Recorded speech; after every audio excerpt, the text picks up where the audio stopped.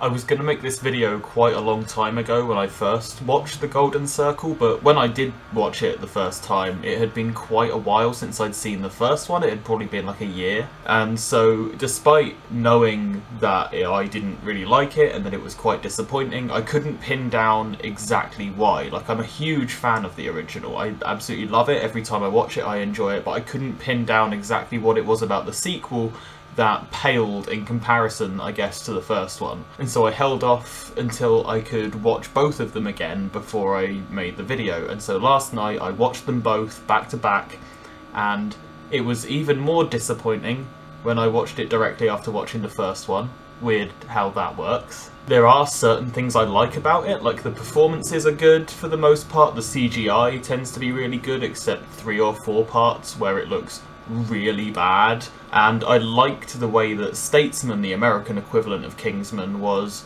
incorporated and introduced. It didn't feel clunky, it didn't feel forced, it felt like a very interesting way of incorporating new characters and adding new elements to the universe. And those are pretty much the only things I really liked about the film. There were also a bunch of things I didn't like about it, but this isn't a review. I'm not reviewing the film. I'm talking about one very specific thing that I think The Golden Circle did very, very, very wrong, and it's going to be more of a discussion than a review. I think that when you make a sequel, there is a very fine balance that you have to accomplish, which The Golden Circle misses completely. I think a sequel tends to be good. Obviously there are exceptions to this, but I feel like a sequel tends to be good when it feels new and like you're adding something to the universe, whilst also serving as a continuation of what was established in the first film.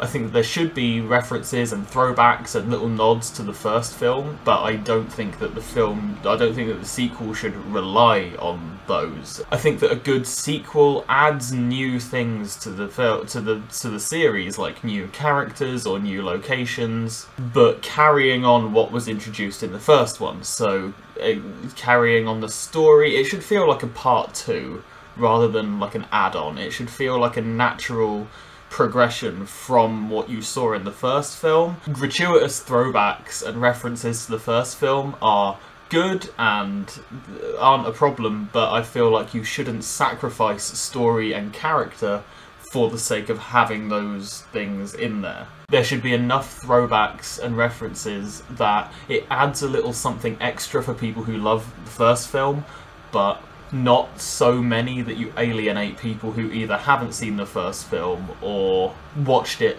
like long enough ago that they may have forgotten about a lot of it. I feel like with franchises like Star Wars or Marvel that are already firmly established franchises, it's a little more permissible for them to have gratuitous throwbacks and references and fan service, essentially, because most of the people going to see those films in the cinema are people who are already huge fans of the series. Chances are nobody is going to see the newest Marvel film or the newest Star Wars film without at least a fundamental understanding of the franchise and the films that have preceded it. So I think you can get away with a little bit more fan service, a few more nods to the films that came before it. With Kingsman and with other sequels that come out that are sequels to standalone films, I feel like that's not quite as easy, because fans of the first Kingsman film aren't necessarily going to make up the majority of the audience for the sequel. There may be plenty of people going who haven't seen the first one, and so I feel like you need to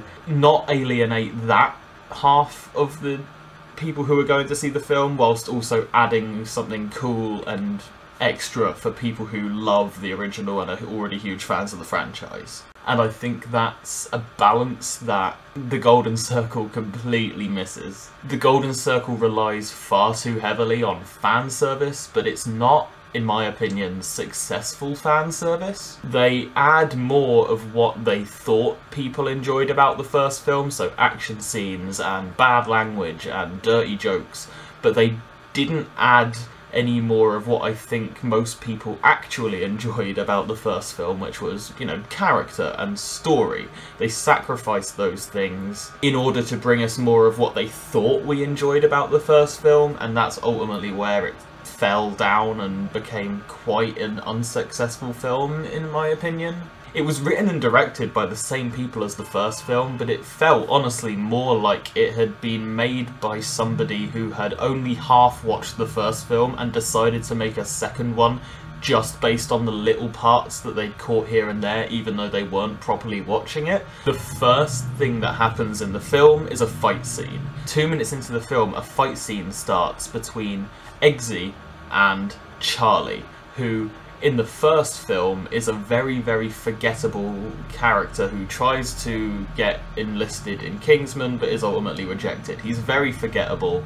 Eggsy has a fight with him within the first couple of minutes of the film, which already, if you haven't seen the first one, you're probably a little bit lost. Also, Charlie has like a prosthetic metal arm now. This does play a small role in the events of the film, but his arm doesn't really do anything that couldn't have been accomplished by, say, a USB stick or another fun little gadget or gizmo that the Golden Circle had. It's ultimately not a crucial part of the story, and my only thought was, well, in the first film we had Gazelle, who was the villain's sidekick, I guess, and she had cool weapon legs. Her legs were weapons, and so in this one, the villain's sidekick has an arm that's a weapon.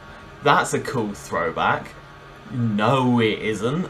So 2 minutes into the film, and I feel like a lot of people who haven't seen the original or who haven't necessarily retained a lot of information from it are probably going to either be slightly confused or completely lost. Another thing, Eggsy is now dating Tildy, the Swedish princess from the end of the first film, and they do go on to get married at the end of the Golden Circle. A lot of people had problems with this and a lot of problems with their relationship. I personally didn't have a problem with it on principle. I had a few problems with the way it was executed, but I didn't mind that they were dating now. Like I said, a good sequel expands on character relationships and things that happen in the first film. The first film subverts the classic spy trope of the main character always getting the girl that he works with by having him remain close friends with Roxy on a platonic level, and then he hooks up with Tildy instead, and it kind of subverts your expectations. It acts as a little bit of a surprise. So starting the second film with him dating Tildy and being best friends with Roxy now was a good way of continuing that established relationship both with Tildy and with Roxy, whilst also continuing to subvert those tropes that were subverted a little bit in the first film. I was really looking forward to seeing how Eggsy and Roxy operated as best friends and how their dynamic worked, and exploring that in greater detail. I was looking forward to the film showing how men and women can just be friends, especially in a genre of film which is stereotypically very sexist. I was really looking forward to that, but the film needed an excuse for Eggsy and Merlin to go to America, and so we don't get any of that at all. Between the time that Eggsy first says in the film that Roxy is his best friend and the time that she is killed off, there is about a 2-minute time span. One second, I'll check the timestamps. Yeah, so the first time he says that she is his best friend is at 24 minutes and 51 seconds, and when she dies is 26 minutes and 41 seconds. It's not even an emotional death. You don't really have an emotional response to it, or at least I didn't, because it's such a throwaway death. The Kingsman headquarters are just bombed, and it's very quick. You don't see her die, you just see her trying to run away, and then the building blows up, and it's not affecting, in my opinion. It doesn't do anything, and kind of ruins something that I thought was going to be explored in greater detail in the film. I thought that was a shame. But yeah, Kingsman gets blown up and everyone except Eggsy and Merlin gets killed. And it's clear that this film is trying to be a good sequel. It's trying very obviously, given all of the throwbacks that it does, but also all of the new elements that it incorporates. It's clearly trying to strike a balance between fan service and creative and new ways of exploring the universe, but it's pretty much impossible to have the sequel serve as a direct continuation of the first film when 25 minutes into the film, you kill all but 3 of the main characters from the first one. And especially when you replace them with a bunch of new characters, it means that the relationships that you do build on are interrupted and overshadowed by the new character relationships that you're trying to introduce and explore. It's also impossible to act like this is a direct continuation of the story when you actually retcon things that happened in the first film. So in the first Kingsman film, Harry, Colin Firth, gets shot in the face. In the Golden Circle, he's brought back to life by statesmen. They have this magic gel that they can use to bring corpses back to life. They can reanimate the dead. When I first saw the trailers and knew that he was going to be back in this film, I was hoping they would do it as flashback. You could include him as a character for fan service because people love him as an actor and people love him as a character, so you could include him in the film but without directly retconning everything that you established in the first film.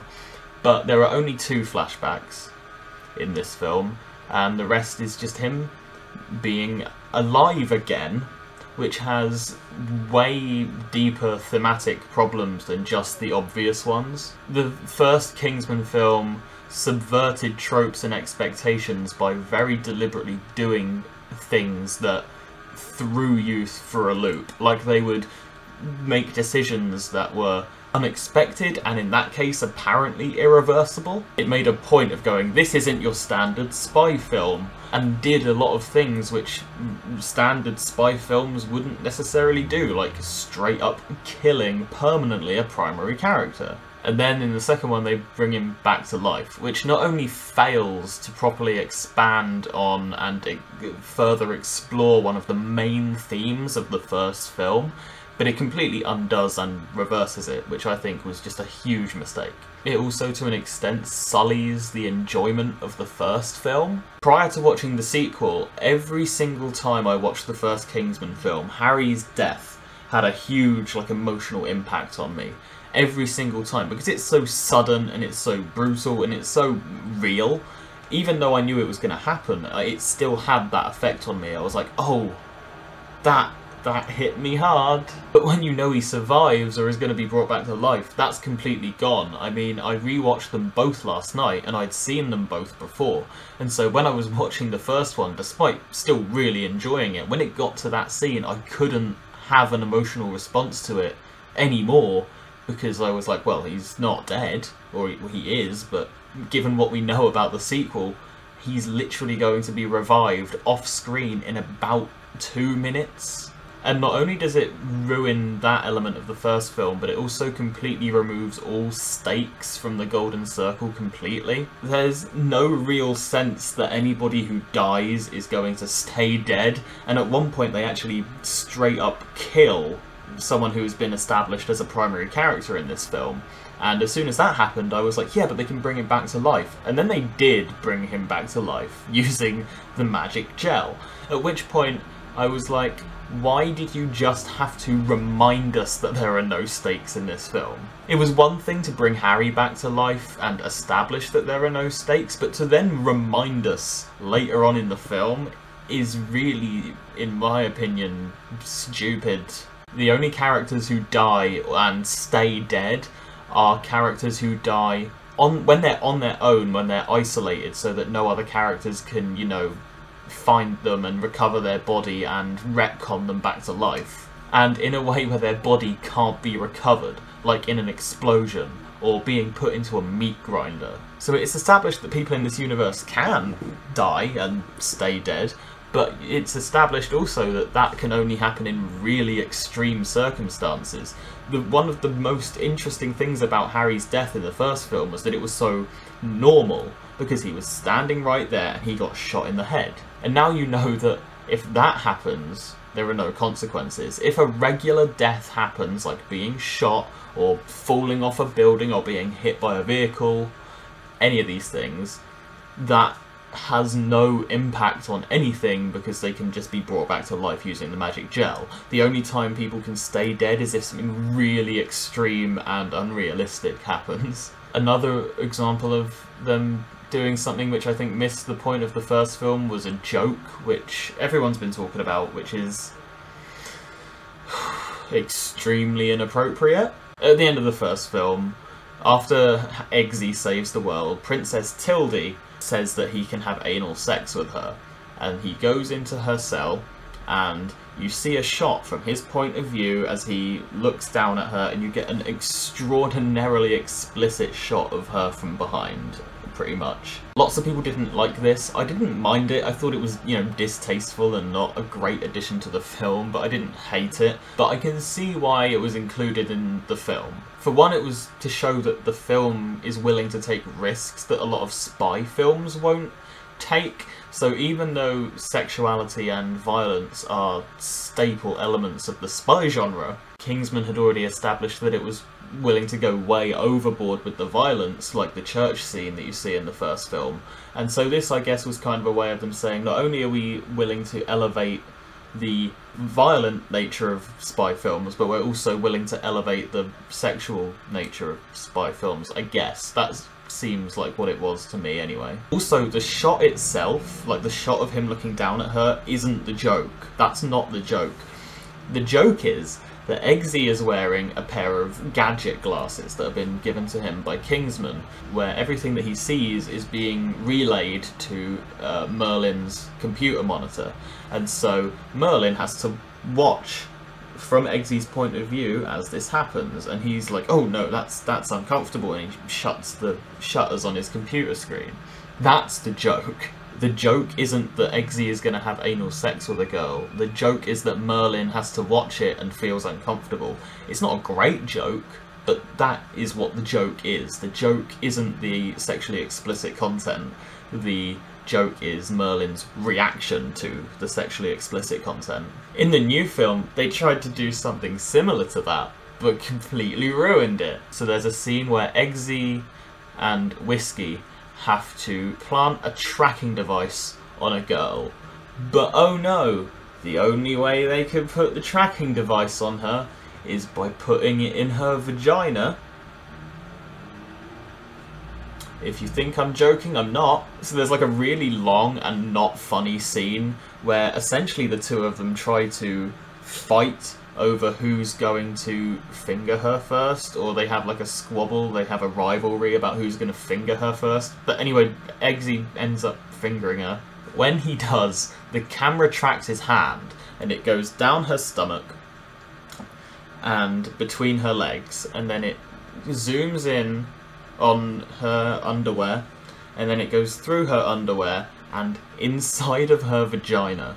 Jack Howard touched on this joke in his video on the film, but he didn't do a great job of explaining what the scene was, what the gag was. He made it seem a little bit like the shot up into her crotch leads into like a transition shot to another scene maybe or something, but that's not what happens. The camera goes inside of her and you see the tracking device going through her inside of her tubes, and again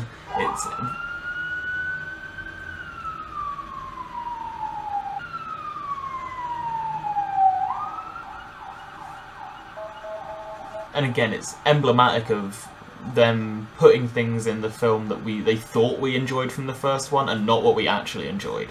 Like for me at least, like I said, I didn't enjoy the sexually explicit content. I liked the joke that came as a result of the sexually explicit content. I didn't like the content itself. I liked the other characters' reactions to it. But in this scene, you don't get a reaction to it. They clearly thought that we were like, oh look, that's an anal sex joke. That's the part that we find funny. And so he was like, you know what would be even funnier if we have a fingering joke. That's not what made the scene good. I'm going to use one more example, and this is the one that I think most succinctly and most effectively indicates what's wrong with the film, but it's also going to be the one that I'm going to have to talk about the longest so that I can fully explain why it didn't work well in the sequel, so buckle in. In The Secret Service, there is a scene where some guys harass Eggsy in a bar. He is with Harry, and Harry gets up as if he's going to leave, but instead he locks the door and then he fights them all, and it's a really cool scene. He locks the door and then he uses the handle of his umbrella to like fling a beer glass across the room and it smashes into the main guy's face, and then a fight ensues. It's a great scene, and it's put there for, what I can tell, 2 reasons. Up until now, Harry has kind of just seemed like a harmless middle-aged guy in a suit, and so one of the main reasons why this scene is put here is to show that he's actually a cool agent and has these skills and this fighting ability that he can use. It's a good way of introducing that into the plot. The other reason is just because fight scenes are cool and fun. They try to have a parallel scene in the Golden Circle, and it's almost identical, but it completely falls flat on its face. They're in a bar, they get disturbed by a group of guys. Harry goes to the door as if he's going to leave, but he locks it, and then he flings the glass back and a fight ensues. But because he's still rusty, because up until now he's had amnesia, he couldn't remember who he was, or his job, or his skill set, so he's still rusty. So when he flings the glass across the bar, it completely misses. But then he initiates the fight anyway, and then he ultimately loses, and Whiskey rescues him and then continues the fight on his behalf. I can find 4 good reasons why this scene was put in the film, and if they had executed it well, all of these reasons would have been fully justified. One is to show that Harry is rusty and hasn't got his skills back yet and isn't quite up to form. To show that he's recovering and to show that he is not quite able to serve in the field yet. Another reason is fan service. You know, it's a nice parallel to the original film. It's a nice parallel to one very specific scene in the first film that people really enjoyed. A third reason is it's a good excuse to introduce a new type of technology / weapon into the film, because when Whiskey rushes in to save Harry, he then carries on fighting and he uses his cool lasso. He uses his cool electric lasso, and it's a nice way of introducing a weapon that will feature later on in the film, and it's a nice way of showing that this other character, Whiskey, is also good at fighting and has that skill set.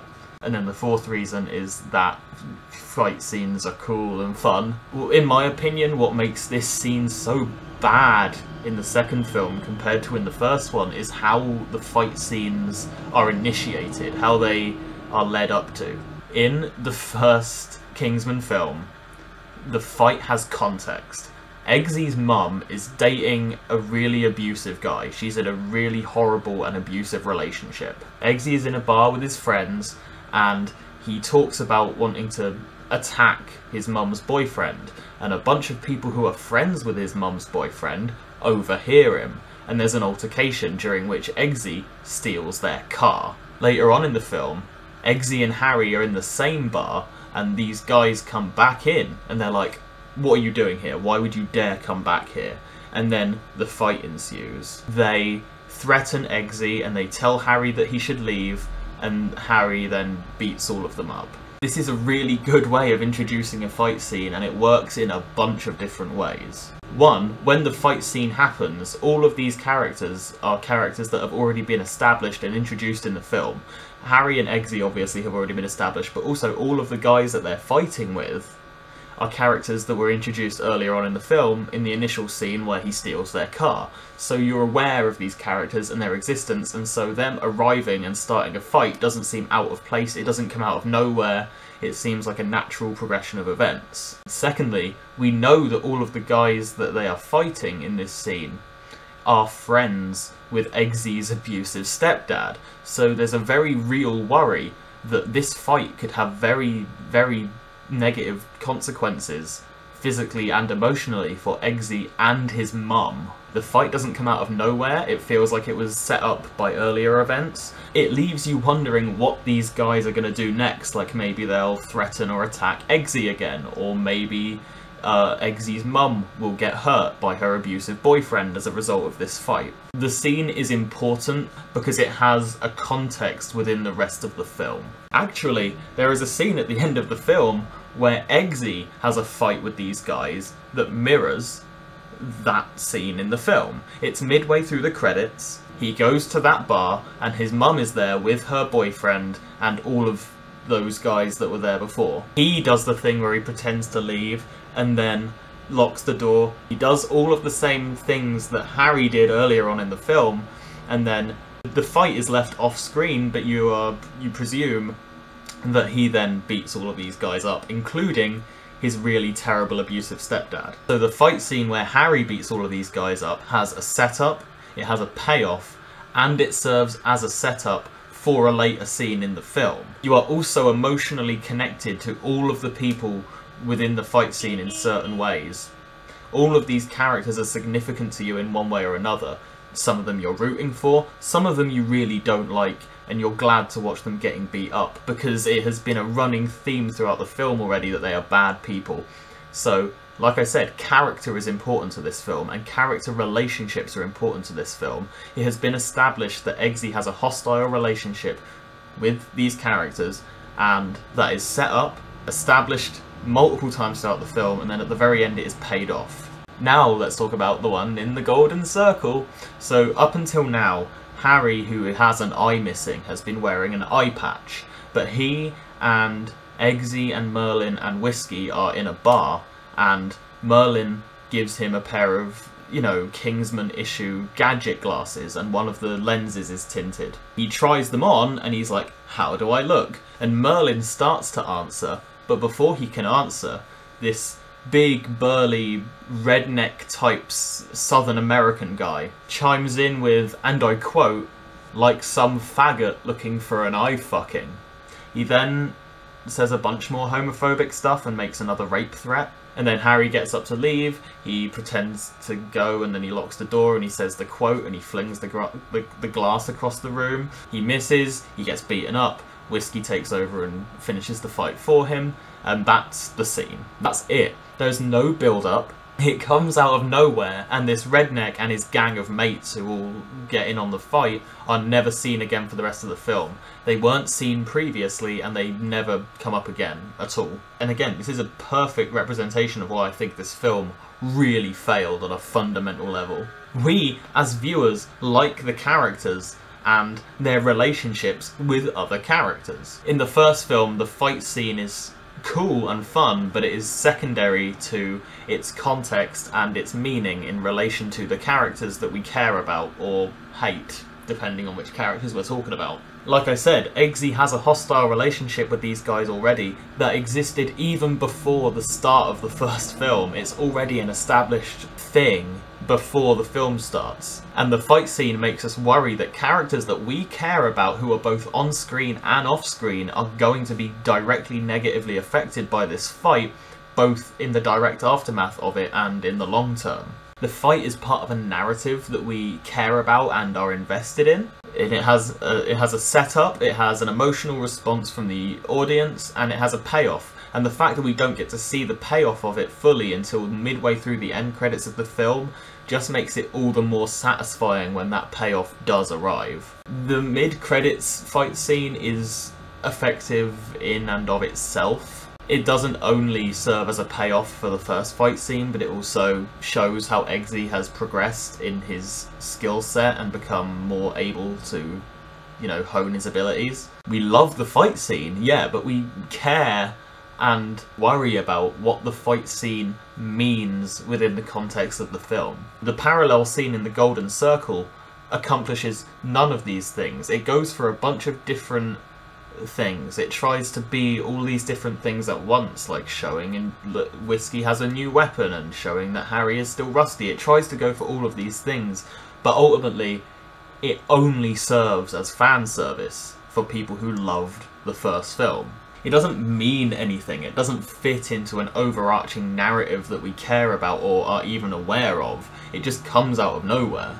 My only response, and I imagine the only response, like emotional response, if you can even call it that, for most members of the audience, I can imagine would just be, hey, that happened in the first film, which is a really shallow response to have to a scene, and scenes need to be more than that. They need to mean more than that. What it boiled down to was, because it was pretty much the same as the scene in the first film, except lacking all of the things about the scene in the first film that I enjoyed, I wished I was watching the first one again. And bear in mind, I'd watched the first one right before I watched this. I watched them back to back, and I still was like, yeah, I would rather have watched the first one twice in a row. So essentially this film is super disappointing. Matthew Vaughn apparently didn't understand what fans of the first film actually enjoyed. He didn't focus on improving things that we cared about. He focused on adding more things that he thought we enjoyed, like bad language and inappropriate jokes and violence. And I'm sure there are a huge number of fans of the original film who are fans of it for those reasons. Like, they do, just on a very shallow level, enjoy the fight scenes and the bad language and the inappropriate jokes, and that's not a problem, that's fine, and it makes sense to, you know, cater to that aspect of the fan base. You know, like, if a huge number of fans of the film are like 15-year-olds who just love inappropriate jokes, it makes sense to throw some inappropriate jokes in there. But the extent to which the film relies on that kind of pandering, it doesn't even feel like the film was made for those fans, it feels like it was made by those fans. Like, somebody who was like 14 or 15 and like sex obsessed and violence obsessed watched the first one and then made the second one, or at least wrote it. It's just weird to me that Matthew Vaughn managed to apparently completely forget the point of his own film over the course of the 3 years before he made the sequel. Yeah, I had a lot of other problems with it, and there were also some things that I quite enjoyed about it, but I wouldn't watch it again. I only watched it a second time so that I could make this video. I wouldn't suggest that anybody go out of their way to watch it. I mean, it's worth watching if you just want to turn your brain off and have an entertaining film, but when you care about the first film to the extent that fans like me do, if you actually are invested in the characters and the story, then it's just going to be disappointing. That's ultimately what this film was. It was just disappointing. Watch Wonder Woman.